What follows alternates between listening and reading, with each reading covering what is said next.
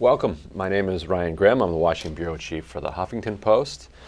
The panel we're doing here today is on the science of marijuana and the implications of legalization. It's presented jointly with the Huffington Post. Our program is part of the Dr. Lawrence H. and Roberta Cohn Forums.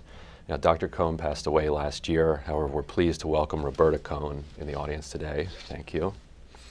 This event is streaming live on the websites of the forum and on the Huffington Post and also at Huffington Post.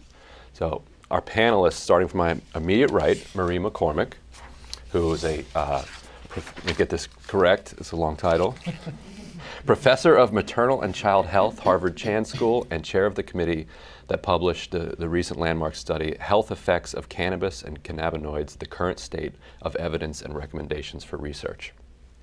We're also joined by Stacy Gruber, Director of Cognitive and Clinical Neuroimaging Care, Director Marijuana Investigations for Neuroscientific Discovery Program at McLean Hospital, Associate Professor of Psychiatry at Harvard Medical School. Vaughn Reese, Lecturer on Social and Behavioral Sciences, Harvard Chan School, and an addiction specialist. And also, finally, Andrew Friedman, co-founder and partner, Friedman and Koski, and he's former Director of Marijuana Coordination for the state of Colorado. So we're going to do a brief Q&A towards the end. You can email questions to the forum at hsph.harvard.edu. You can also submit them on Facebook. Towards the end of the forum, we'll take as many of those questions as we possibly can. We have a clip from Sean Spicer who's going to get us started here. I think there's a big difference between medical marijuana, which states have the states where it's allowed in accordance with the appropriations rider have set forth a process to administer and regulate that usage versus recreational marijuana. That's a very, very different subject. I did want to follow up on this medical marijuana question. So is the federal government then going to take some sort of action around this recreational marijuana in some of these states? Well, I think that's a question for the Department of Justice. I do believe that you'll see greater enforcement of it. Because again, there's a big difference between the medical use, which Congress has through an appropriations rider in 2014, made very clear what the intent of what their intent was in terms of how the Department of Justice would handle that issue. That's very different than the recreational use, which is something that the Department of Justice, I think, will be further looking into. Okay, thank you, Sean Spicer. There's nobody here from the Department of Justice to ask this question, so instead we're going to treat it from this perspective. And now, Marie, I did want to hear your perspective, particularly with regard to the study that was released on January. If the Department of Justice or Sean Spicer were going to take the scientific evidence into account when making policy, what should they know? Sure. The reason that this report was commissioned is in reflection of the changing landscape of cannabis in the United States. It's changing very rapidly. And the report was actually funded by several federal agencies and several states, actually, for the National Academies of Medicine to take a look at the health effects of cannabis. And if you know these committees, it took half a morning to decide between marijuana and cannabis, but there's health effects of cannabis. And look at the information both on positive health effects as well as negative health effects. The report has nearly 100 conclusions. But I have to say that boils down to about half a dozen for which we actually think we have firm evidence, and we'll get back to the rationale for that before. In terms of positive effects, it's very clear that the literature supports that some people with chronic pain, muscle spasms from multiple sclerosis, and the nausea and vomiting with cancer chemotherapy experience some relief with cannabis. And we looked at a whole bunch of other conditions and did not see such evidence. We also found that there is limited evidence that cannabis actually increases the use of other drugs. You may be surprised to know that it's tobacco and not what you might be thinking. And there is moderate evidence to support the use of cannabis and substance abuse or substance dependence or abuse, which is now problematic use under the new DSM. Clearly, acute use of marijuana leads to decreased impairments in learning, memory, and attention. And there's some very limited evidence that this may persist afterwards. I think although we could not determine actually the the specific effects on adolescents, evidence from other substances would suggest, other substances being tobacco and alcohol, that it would be prudent not to have adolescents using cannabis because they are particularly vulnerable to the effects of psychoactive agents. But that's about it out of 100 conclusions and 10,000 references. Thank you. Stacy, you've been studying 20 years now, that both the recreational marijuana and medical marijuana. Now, on the one hand, we're talking about different uses here. On the other, in some ways, we're talking about the precise same plant, Sure. Just used for different purposes. Yet you find some divergent results depending on who or how it is being used. Can you talk a little bit about that? Sure, sure. So we actually have been studying the impact of recreational marijuana use for more than 20 years. Right. And for the last 2.5, the effects of medical marijuana use. And you're absolutely right. It's very important to distinguish between the two. Most of what we know about the impact of marijuana on the brain comes from studies of recreational marijuana users, primarily those with chronic heavy use. Overall, as Marie mentioned, studies typically report differences or impairments, if you will, in cognitive function across a number of domains in those who use marijuana compared to those who don't. In our work, we've noted that the most striking differences are actually among those with what we call early onset marijuana use, that is, use prior to, in our studies, the age of 16, compared to those who begin using later, particularly on tasks requiring what we call executive functions. These are things like the ability to utilize feedback to change your behavior or to inhibit inappropriate responses. This is perhaps not surprising, since the brain continues to develop throughout the second and maybe even into the third decade of life, and adolescence into early adulthood, as Marie alluded to, represents a period of what we call neurodevelopmental vulnerability. Increased frequency and magnitude of use has also been shown to be associated with worse performance, and to date we have very little data on the potential impact of what we consider higher potency products, which are growing increasingly popular. On the other hand, while recreational users are typically seeking products very high in tetrahydrocannabinol or THC, the main psychoactive constituent, with the goal of changing their state of being, our medical marijuana patients typically seek treatment in order to alleviate symptoms rather than to experience the psychoactive effects. Accordingly, they often choose, but not always, but often choose products that are very different from products that are very common among recreational users. They have a different chemical composition. So for example, they may select products with a range of other cannabinoids, including things like cannabidiol or CBD, often touted for its therapeutic effect, which is not intoxicating, as well as a number of other cannabinoids. Data from our MIND program, the first project is a large longitudinal observational study, the first of its kind, is really designed to assess very specifically the impact of medical marijuana on areas like cognitive performance, measures of brain structure and function, conventional medication use, and other variables in patients before they begin using medical marijuana, so we can determine if there's any change. We follow them for up to 2 years. In one study, our first study actually, we recently reported improvements in a number of areas, including cognitive performance, sleep, and mood between baseline and after 3 months of treatment. In addition, patients reported reductions in their use of conventional medications.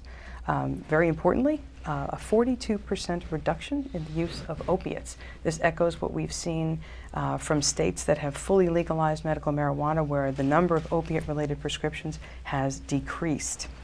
So while these findings are preliminary, it's a very small sample size, we're really just getting started, it certainly provides evidence that suggests that medical marijuana may in fact be beneficial for a number of patient groups, including those with chronic pain. Further research is critical but difficult, as I know Marie knows, given marijuana's current status as a Schedule I substance. All constituents from the plant are currently illegal under federal law. So that's another thing we should probably talk about at some point. That's a really striking finding that medical marijuana may have improved cognitive performance. Can you very quickly just tease out why that might be? It may be that these folks, the average age of onset of their medical marijuana treatment is significantly later than our recreational users in our studies. Most of my colleagues across the country, average age in our studies is about 49, and these are people who haven't used marijuana previously, or if they did, they have to be many years post that use. So it may be that they're beyond, let's say, the period of critical developmental vulnerability. They're not necessarily 20s and 30s. They're older. It may also be a function of what they've selected to use. There are some cannabinoids that may be protective. In fact, there's evidence to suggest that that's true. Some of these cannabinoids may therefore prevent some of the deleterious effects we see in recreational users. Hard to know yet. Thank you. Vaughn, can you talk a little bit about how marijuana policy regulations might be able to both protect and enhance public health going forward? Sure. I'm particularly interested in the changing regulatory environment for marijuana, and as we've seen the introduction of laws that have legalised the use and possession of marijuana and decriminalisation of marijuana use, those have had important advantages for resolving existing criminal justice and social justice problems. I'm delighted, for example, that in some states that have had 3 strikes laws, that there are kids who won't be locked up in some cases for life for the use of possession of marijuana, and the impact that may have on housing availability, educational attainment, and other important public health measures. On the other hand, I am concerned that we haven't at this point put in place adequate regulations to protect the health of the public from an expected widespread increase in marijuana use, particularly as the perceptions of the safety or the risk of marijuana use changes among youth. It's important that we put in place evidence-based strategies to ensure that we don't see a new epidemic of marijuana use among kids. I come at this from the perspective of tobacco control. Most of the work that I do has been focused on understanding how to put in place evidence-based strategies to protect the public from tobacco-related harms, and we saw it gives a great example of how we might proceed with marijuana. We saw in the 20th century the rise of a very powerful tobacco industry, a multinational group of companies that went about designing products to make them more addictive, to make them more appealing, and targeting those products to specific sections of the public who didn't previously smoke, including racial and ethnic minorities, women, people from low-income backgrounds, people with mental illness. And we see some of the highest prevalence of tobacco use these days are among those vulnerable groups, those with mental illness, those with other substance use problems, and overwhelmingly people from low-income backgrounds. The tobacco industry was able to do that by innovating, developing products, providing ways in which they could deliver nicotine very quickly, in a way that promoted dependence and promoted appeal. I'm concerned that we may see, without appropriate regulations, an advent of a very powerful and very effective marijuana industry that targets vulnerable communities and promotes interest in use and uptake in marijuana use among adolescents. And to address that, we have a number of very good evidence-based strategies which we haven't yet successfully employed, including putting in place excise taxes in a uniform way across states, limiting promotions and marketing of marijuana products. I was contacted recently by a representative of a Native American community who told me that a medical marijuana company has sponsored a powwow. It is the Gathering of Nations powwow, which is the world's largest athletic event for Native Americans, and they're promoting marijuana products among youth at this kind of event. We're likely to see a continuation of these sorts of activities and strategies by an increasingly powerful marijuana industry. So, looking at the playbook that we've developed using tobacco, I think is an important way that we can proceed to both optimise the health benefits of marijuana use among a medical population while reducing demand for marijuana and uptake of marijuana use among youth. And as we proceed, I'd be happy to explain some of those specific strategies. Andrew, what have you learned on the ground on that subject? You helped set up Colorado's system. What did they get right? What did they get wrong? Ooh, that's a big question. I would say we're actually starving for, Colorado model in 2 minutes. we're starving for public health information. And I would say that despite what people might think about government, we actually do start with data and research and decide what's the best policies from there. And we would gather once a week, once every other week with the heads of the Department of Public Health, the head of the Department of Human Services, Public Safety, and we would pore through what little findings there were at that time to decide how to put things together. But I'll tell you, there's a lot lacking. For instance, the supplement-complement debate. And we feel very unsure about what to say about does this supplement or complement for tobacco, alcohol, prescription drugs, and driving while high. That we have some data on driving while high, but I'll tell you that data is really noisy because we just recently defined what it meant to drive while high and then trained up all our officers. And so all of the data we have is very noisy or absent altogether, which for government means you're governing with one arm behind your back. A point you could see that was really the edibles governing. And so, edibles had been around forever in the medical world, but we didn't really know what it would look like in the recreational world. And so we didn't have the sort of information behind overconsumption, over accidental ingestion, over normalization to kids when gummy bears, when edibles look like gummy bears or kids' candy. We've come in with regulations and public education campaigns in all those places, but I think those could be both a lot faster and a lot more nuanced had we had more information on the onset. I would say in the absence we've done two things. One is we've taken the best practices that we can find from tobacco, alcohol, prescription drugs. And second, we've decided to remain flexible. I would say that we would say we're on version 1.0 and we hope to be in version 8.0 3 years from now because this is a very rapidly changing landscape. I would even say, I would say though that it's a hard road, a tough road ahead, in part because even the collection of data has become politicized. It's a very divisive issue right now. Most of my job is getting everywhere or Colorado? 'Cause well, you're consulting with a number of states, right? Yeah, more so everywhere else but Colorado. Colorado, there's at least begin to become some acceptance that this is. Okay. Everywhere else is arguing should you legalize marijuana, and the debate we lose then is how do you legalize marijuana, regardless of where you stand on the first issue. So what we found was even collecting data, there would be groups that would take very small pieces of data and run out to the media to say the worst thing, the sky is falling in Colorado, and this is the heaven on earth in Colorado. And what we then didn't get a chance to do was communicate agnostic data, just to say this is what we're seeing right now. We're not drawing conclusions, but it's important that we all understand what we're seeing. That's really harmful for a public health discussion and really harmful for creating good public health policy.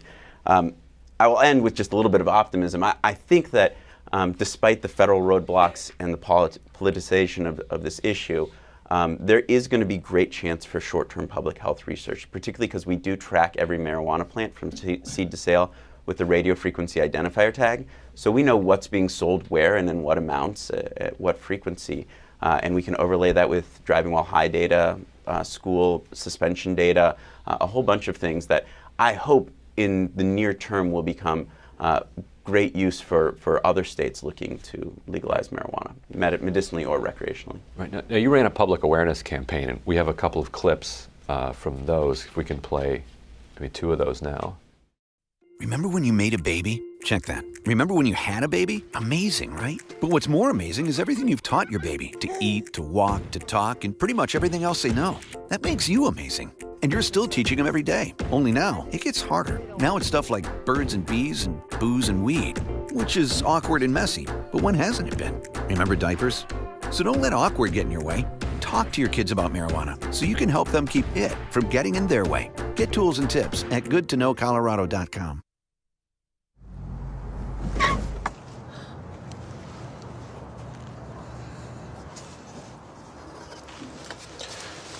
You passed.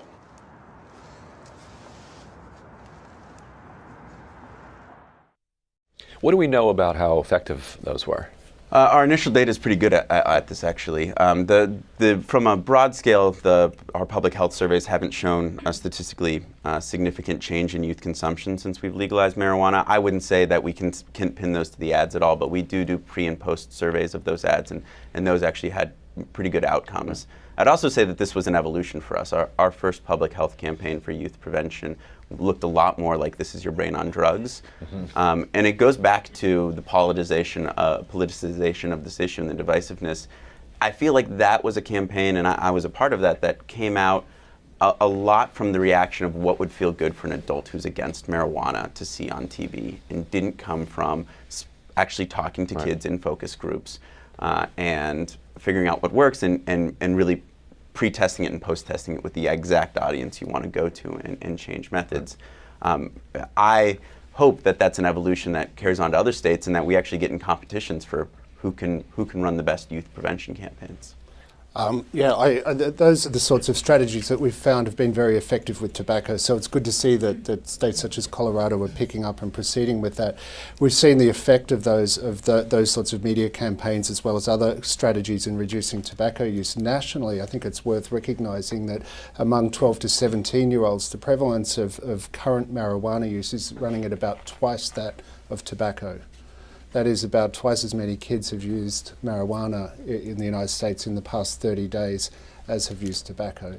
Tobacco is the drug or the product that's sold in virtually every convenience store across the country. Yet we've managed to curtail dramatically the prevalence of tobacco use, and these sorts of initiatives are most welcome in terms of reducing uptake of marijuana among youth. We also need to get information out there about the health effects, specifically on youth, and educate parents and educate kids about that. Because if we don't, then the marijuana industry is likely to communicate these products in very different ways.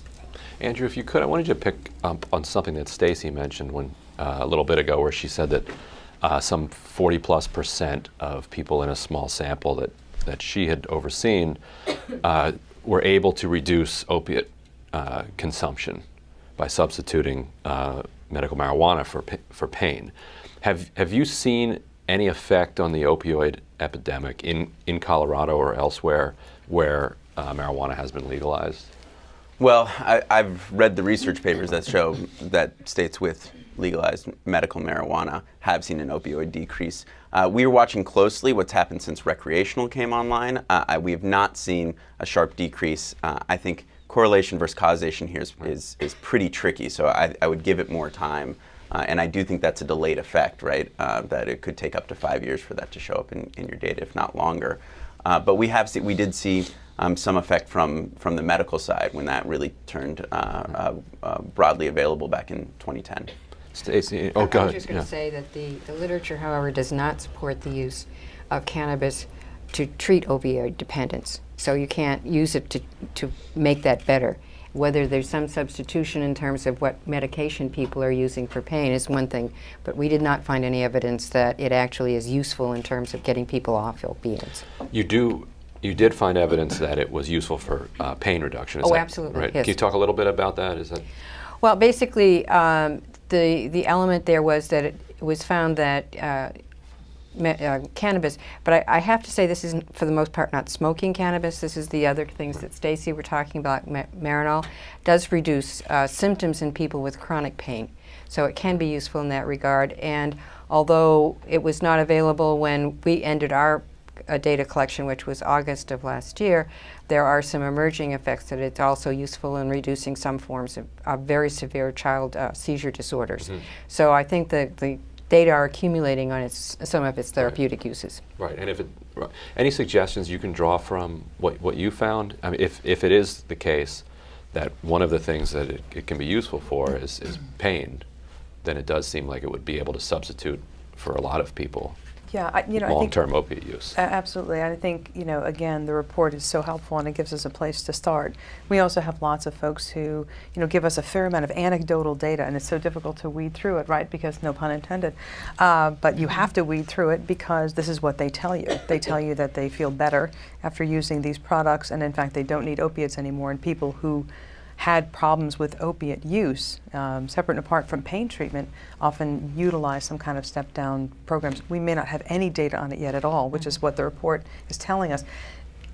We desperately need that data. We need to take an anecdotal finding and sort of expand it and blow it out and see if there really is something to it. Right, and not having data doesn't mean we don't. Absolutely, Right. and that's Right. the strength of anecdotal findings. Some of the greatest discoveries on the planet come from what? Anecdotal findings first, that we then, go to study Right. with clinically sound, empirically Right. designed trials. So Vaughn, in this debate, marijuana, cannabis is up against big pharma. On the other side, it's up against big tobacco too, or maybe it's becoming part of big tobacco. Can you talk a little bit about what these big companies are doing when it comes to cannabis? We're seeing an increasing blurring between the marketing of marijuana products and tobacco products, and we're seeing packaging of marijuana joints in boxes that look like cigarettes. We're seeing the introduction of menthol into marijuana products, which we know that menthol has helped to promote the ease of use of tobacco products. It makes it smoother, easier to inhale. We're seeing that being introduced into marijuana products. We're seeing the involvement of the big tobacco manufacturers in the marijuana industry, and Altria, the world's biggest tobacco company, has claimed the rights to two websites, Altria Cannabis and AltriaMarijuana.com, which raises concerns about their future involvement in this industry. So, as the power and resources of these companies come into play with marijuana products, we have serious concerns about how these products will be developed, designed and marketed specifically to youth. Marie, what was the thing that surprised you the most when you delved into the research? How little there is. I think that from chapter after chapter after chapter, basically articulates the flaws in the literature. Part of this is the regulatory barriers for doing marijuana research or cannabis research because of the need, because it is a Schedule I drug, that is a drug that is only addictive and has no therapeutic use. And so the regulatory hoops of doing research in this area are substantial. But there are also other areas, and our report deals with these. One of these is that one needs to develop some uniform measure of exposure to cannabis. The studies range from, have you ever taken it, never, yes or no, to very detailed questions about how much you smoked in the last week. And there's no standard, so you can't compare across studies. And even if you got how much you took in 1980, that's 4% tetrahydrocannabinol. If you're taking the same amount today, it's 13 to 14% tetrahydrocannabinol. So you can't really compare studies now to studies then. And the other biggie, which we've been talking about, is other drug use.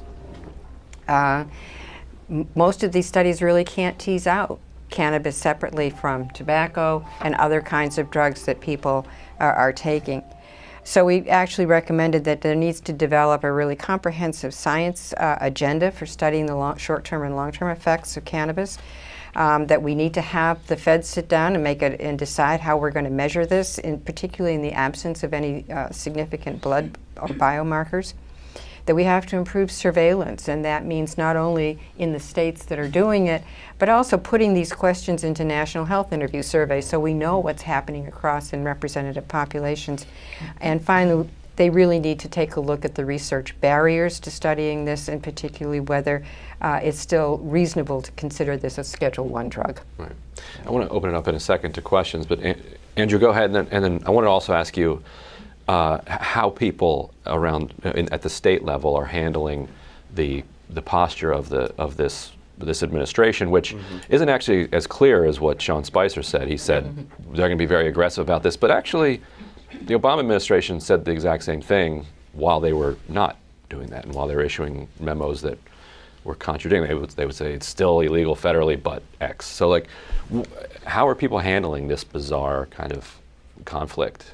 So let me touch really quickly on, because I do think that there's an important point. I think I agree with everything on the federal level, that we should be demanding public health research as fast as possible on the public health level. On the federal level, I would say on the state level, we should be gathering baseline data as fast as we can in the states that are looking towards changing everything. And I'll give a few quick examples.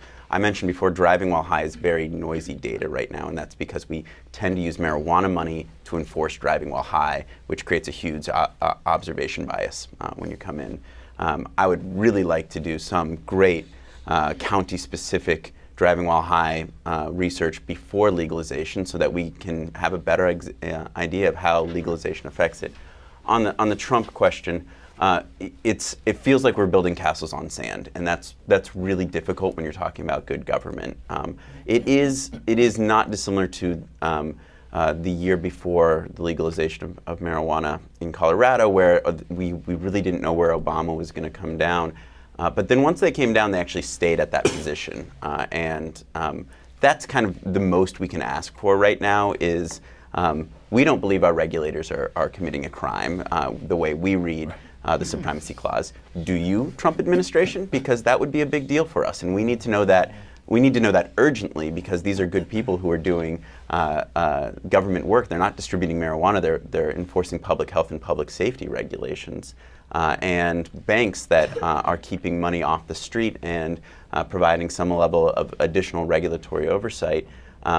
Those are the people that get scared out first. And the people who are left in the industry are kind of the people more okay with risk, which are generally not your legitimate actors. And so I would say confusion is not a great thing when you're talking about public health and public safety. And so it's a new administration. We hope we'll get clarity soon, but we're fearful we won't. What is the banking situation now? Very quickly, and this is the only pun I ever do, it's not an unbanked industry, it's a half-banked industry. Thank you. And normally gets groans. Brutal.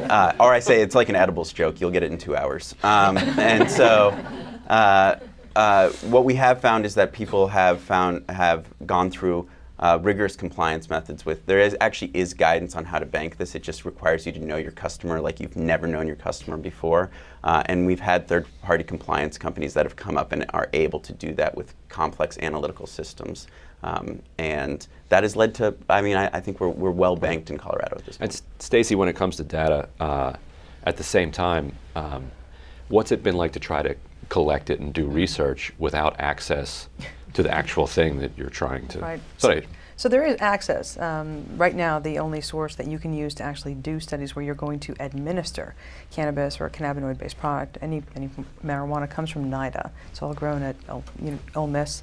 And while the drug supply program has expanded exponentially at NIDA, it doesn't necessarily reflect what people for both recreational and medical purposes are actually taking. And so from a researcher's perspective, as a clinical researcher, I'm really interested and desperate to know what are the effects that these patients are going to experience using their products. Some of these high potency products, for example, run north of 40, 50, 80% THC.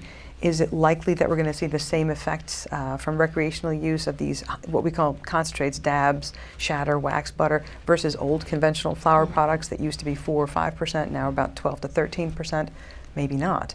In our medical patients, we should find a way somehow to vet the actual products patients are using across the country, submit them for testing, make sure they're clear and clean, and somehow get them into some supply program where researchers like me can study them effectively. In some ways, it sort of seems like, tell me if this is wrong, telling somebody to go out and study the effect of Vivitrol by studying a drug that's kind of similar to it. Right. And so what do you do? What would you recommend if you could set the policy on research? Thankfully, I'm not a policymaker, but it's a tough time. But as somebody who's tried to do research and run up against absolutely the shoals of the... Yeah, I think we do our best with regard to these observational type studies, and we have individuals keep extraordinarily complex logs and detailed records, and they're online. We do it electronically, the old pencil paper fashion, whatever will work for patients and recreational users will do. We also have samples from each one of our folks who are in studies submitted to a lab for testing, so we know what they're using. But it would be much better to go the other way and to utilize the power and the knowledge from places like dispensaries and growers in states like Colorado and California who have literally optimized grows for patients with specific indications like pain, for example, and understand how they got to where they are and how their patients are doing by allowing us to study in an empirically sound way. So we would know, not just anecdotally, if it really works. Lisa, do we have a question from the from online, or should we start with the studio? No, I think let's start with online. Okay. We have a ton of questions coming in, and we're not going to be able to take all of them. So please join our live chat. You can continue on there as well. We have questions from policy leaders and the general public. So let's take this one. It's from Edward Redd, Dr. Edward Redd, representative in the Utah House of Rep. He has several questions. He's asking if there is any evidence to suggest that CBD may be useful in managing schizophrenia or other psychiatric disorders. He also asked about CBD and or THC to treat MS, neuropathy, cancer, inflammatory bowel disease, Crohn's, and a few other disorders. So Marie, maybe you could comment? We found no evidence that it was useful in treating schizophrenia. It was useful for treating spasm and MS. For the rest of the conditions you list, there was no information that it was useful. That doesn't mean it may not be. It's just that the studies have not been done. Stacey, any thoughts on that? The only thought is, just to echo what Marie said, we have very little data. There's some data from other countries suggesting that CBD has been useful for some symptoms related to anxiety and some evidence of antipsychotic effect, but these are very few studies, and there's not much out there, but there's a little tiny signal. So I think it's something that people remain interested in, but it's hard, again, you have the sort of definitive report right here, so there's not much yet to go on. Yeah, it's right here. Literally right here. I wasn't joking. I wasn't joking. Thank you. Okay, this is another one that just came in. Could the panelists comment on the recent study that came out of the American College of Cardiology? It claims that marijuana use increases the risk of stroke and heart disease. I would also like to hear their thoughts on the product recalls that are occurring in many states due to abnormally high pesticide levels. Any thoughts on that? Anybody have I can thoughts start on cardio- pesticides. Yeah, do the pesticides. Pesticides were the worst part of my life for about 6 months. Pesticides is one other place where not having the federal government involved is really problematic. And I would say both the regulation and enforcement of pesticides is almost entirely a game that the EPA plays and the FDA. And we've never had to, as a state, in-house all of that. That is entirely new.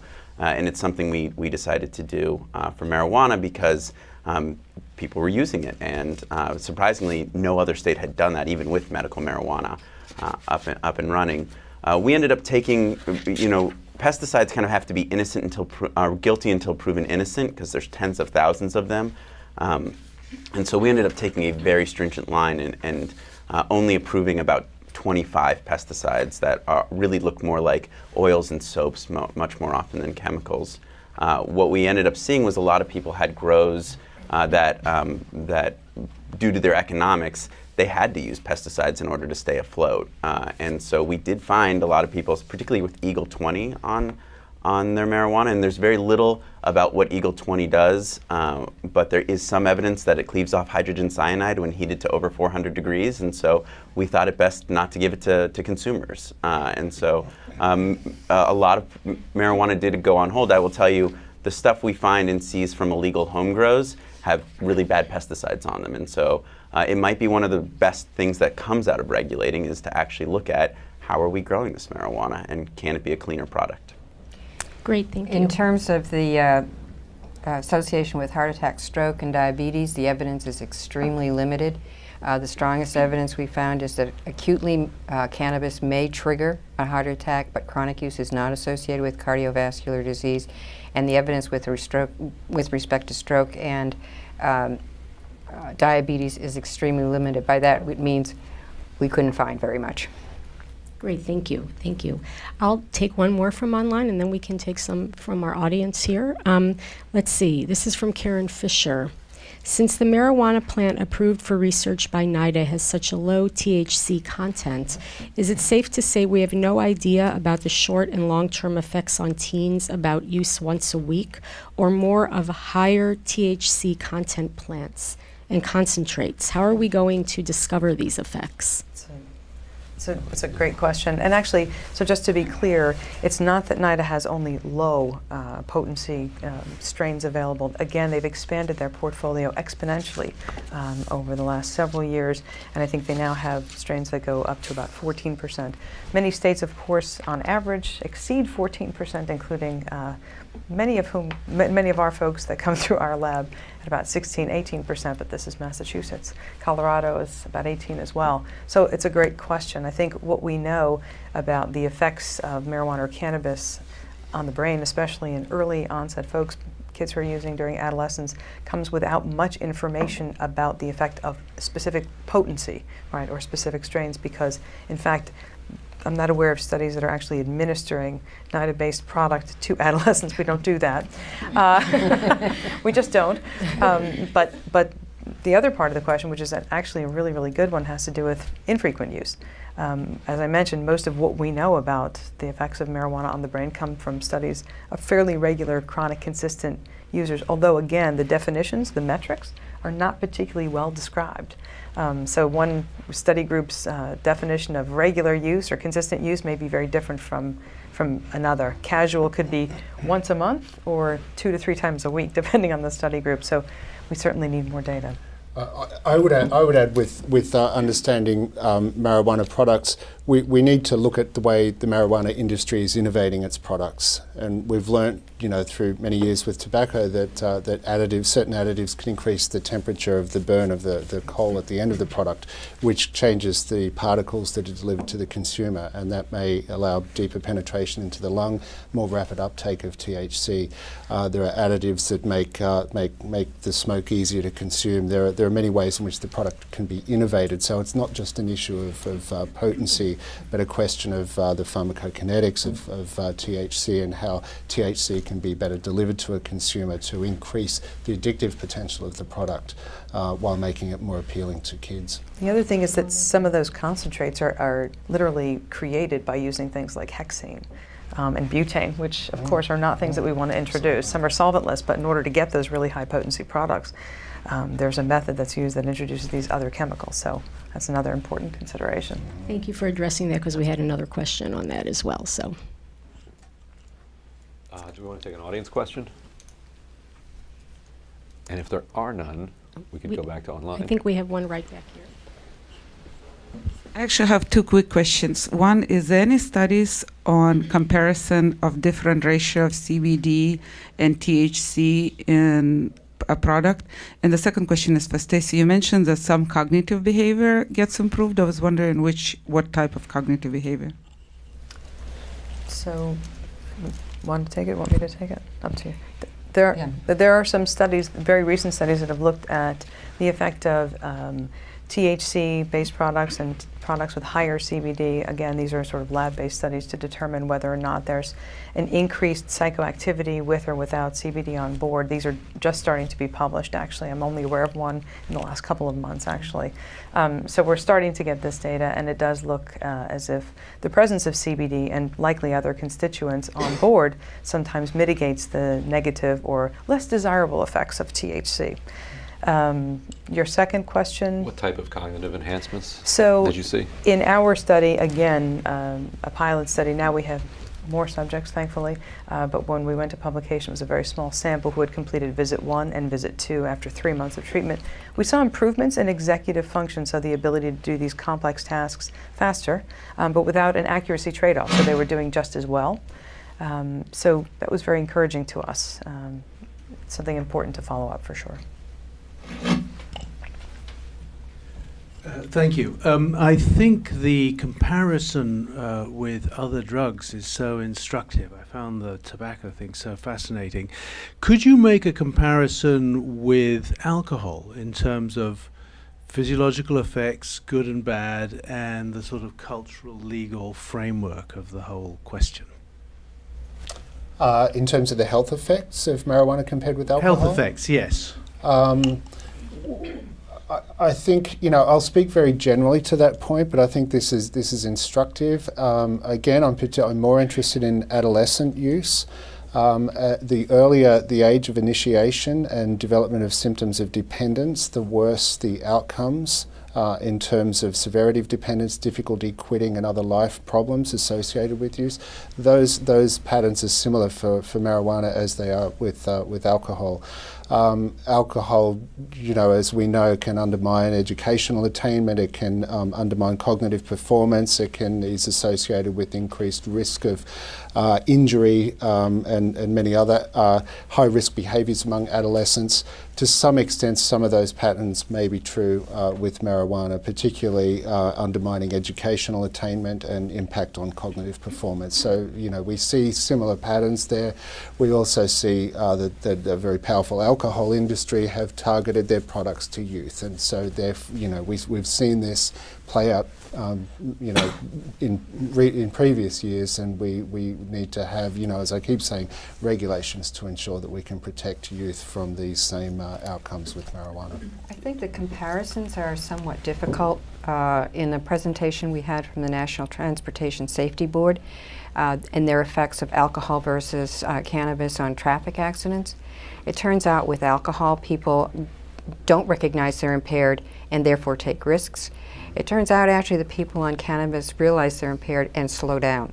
And so it may not be as straightforward as saying it, it's just like. So that's not a joke. The NTSB actually says that. Yes. Yeah. Well, that was their data they were presenting. They actually I could wouldn't not dispute come it. down to say that cannabis actually increases traffic accidents.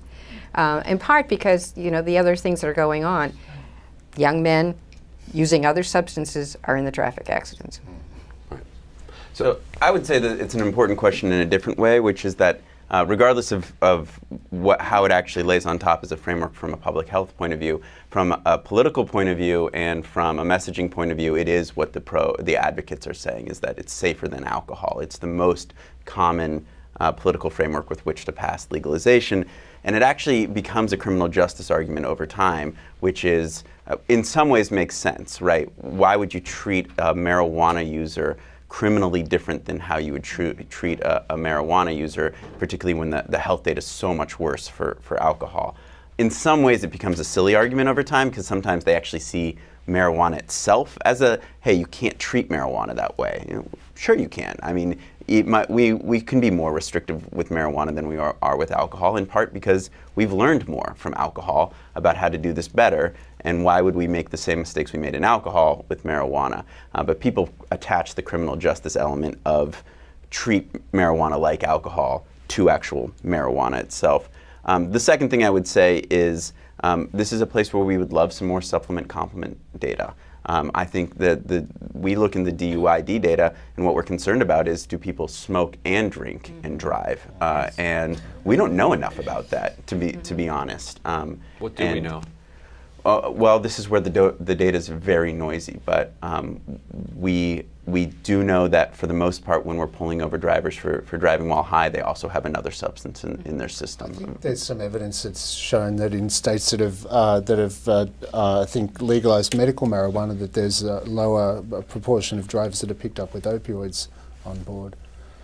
But on the other hand, the fatality data in Colorado does show an increase in people testing positive for THC, drivers testing positive for THC that have been involved in roadside fatalities. That's really messy data. Which That's means why they may have smoked at some doesn't point say in the last causation. week. But Or, yes, at right. some point. But at some point could be 1 hour before, it could be 3 weeks before. Yeah. Yeah. Depends on the Again, user. a place that could use some much deeper study than currently exists. We're getting a lot of questions about the Trump effect, as people are calling it. So I'll just take one, but we have a lot along these lines. This is from Rory O'Connor. What is your best guess as to precisely what actions the Trump administration and Jeff Sessions' Justice Department will take, and when, in terms of enforcement of federal law making marijuana illegal, as opposed to state laws making it legal for medical, recreational, or both uses? Anybody want that? Yeah, I'll take it. Not to say I like taking it, but I'll take it. So my crystal ball broke on November 8th, and so I will still give you my best guess, but I have almost no more insight than anybody else on it. My guess is what will happen is there will be the Cole memo, which is the enforcement directive that the entire legalization, both medical and recreational, is based on. My guess is they will actually withdraw that memo. I think a lot of people in the Department of Justice find the idea that this exists in memo form to be morally repugnant, and that's much more on a legal basis than it is on anything else. My guess is that they'll continue to enforce much like they do currently enforce, which is with special priorities and not with a purpose to shut down recreational and medical licensing systems. It's also unclear to me legally whether or not, and I'm a lawyer, but this is not my legal advice, whether or not they actually have the power to shut down the licensing systems in states. I think they have the power to go and arrest a single licensee, but our regulators, I think, have the power to enforce public health and public safety regulations. And so in that case, what they would be left with is really, you'd have to hire thousands of DEA agents and hundreds of judges in order to prosecute the cases of bringing every licensee through. And so my guess is it ends up looking a lot more like the Cole memo, even without the Cole memo being there, than anything else. But I think there'll be a lot of confusion, and that will mean a lot of freezing of industry. And my sense on this, and I've written a lot about this, is that my guess is the DEA will do as much as it feels like it can get away with. It is kind of an entity to itself, and so they will take they will make some moves that may be in violation of the Cole memo. They will defend it as not really in violation of the Cole memo because it didn't meet, they'll have lawyerly, and they will see if they get away with that, and then if they do, they will push further and push further until the Department of Justice pushes back, which they may never do, which will just create a lot of confusion over the years. I'm in agreement. Yeah. Thank you. We have a lot of questions, so please everyone go on our chat and we'll put all of them that were coming in on there as well. So really quickly, then we have a couple minutes left. If in about a minute or two, if we could get one policy recommendation that you would give to somebody who could be remotely receptive to it. Marie, do you want to start? I think the main one that we have from our report, and by the way, policy was not in the scope of this report, is what we've been hearing all along, that we desperately need more research, and there should be an absolutely organized body of an organized approach to doing that. That was very fast. That It wasn't was. a minute. You now I was have- prepping myself for You a don't have minute. a full 2 minutes. I guess I do. I would say that really we're in a situation where policies outpace science, and despite the single term, as I mentioned before, that we use marijuana to describe everything that comes from the plant, it certainly isn't all the same and probably shouldn't really be considered the same. We need a lot more work in this area. But it's really imperative that as researchers and people invested in public health and policy, we're able to study the effects, the good and the bad. As scientists, we're supposed to present unbiased findings. Regardless of how you feel about the issue, you have to report what the data show you. And in order to do that, you have to be able to do the research. So I think that legislation which eases restriction for clinical research and provides expanded access to a wider platform of products already in use, with appropriate oversight, of course, ultimately informs public health and policy efforts and keeps our consumers, whether they're recreational or medical patients, safe and well informed, which is their right. I also think marijuana's been around for thousands of years. We tend to forget this. We sometimes treat it as if it's brand new. It's been around since at least 2700 BC.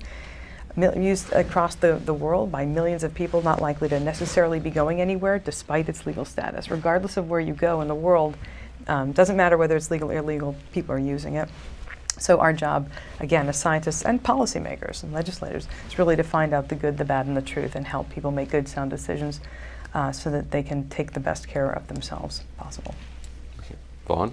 I think those are great points, and actually I would respond to that. I think marijuana has certainly been around for thousands of years, but we're seeing it used now in ways that we've never seen previously. It's being introduced into vaporizers, into e-cigarette type devices. The industry is innovating new ways to make the product appealing and deliver it to people so that it optimizes the effects and increases addictiveness. So these are concerns that I have, that I think that the landscape of marijuana products is changing rapidly. And with it may come an epidemic of use, particularly among young people, which could undermine their well-being and the public health in general. So those are my concerns, and we do have a science base on which we can draw from, and that is the one that we've used very effectively with tobacco, which has got tobacco use rates among youth at half that of marijuana. We need to increase taxes on marijuana products, or at least to adopt a uniformly high level of excise tax on marijuana to make them less affordable, less appealing to kids. We need to restrict promotions and advertising, storefront advertising, which is used in most states where marijuana is legalized, varies from place to place and allows certain health claims or certain claims which may promote interest and among youth and reduce their perceptions of the risk of the product. So these are strategies which we can fairly quickly and immediately employ to reduce demand for marijuana products and restrain an industry which is really targeting youth and targeting vulnerable populations as we speak. I'm going to put just a little bit of meat on the bones of an actual political next step to, because I agree with everybody, there needs to be a call towards research in this and not just clearing the barriers. I think the federal government should be putting significant resources into public health and medicinal research for marijuana. My suggestion would be the federal government has been stuck in a debate on whether or not legalization is a good idea for 60 years. This group, myself maybe included, but particularly people on this side of me, has an obligation, I think, to band together as a coalition and really approach the federal government in an actual lobbying context to say we're not here to debate the merits of legalization. We're here to say it's absolutely bananas that we can't do research on this because it's happening everywhere right now, and we are not serving the public good by not doing research on it. And so carve this out specifically. This is not about the legalization of marijuana. This is about good public health policy.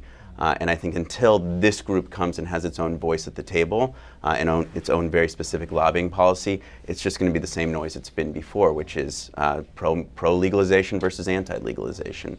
And that's not a debate that's very helpful to America. And my own policy recommendation, which nobody has asked for, is just legalize it. So thank you, everybody, for joining us. I want to thank the forum. I also want to plug an event on Monday. This is 1:30 live here. Is Race and Policing, State and Local Perspectives. So come back then and join us. I will not be here, but the forum will be. And thank you so much to our panelists and everybody for the great questions.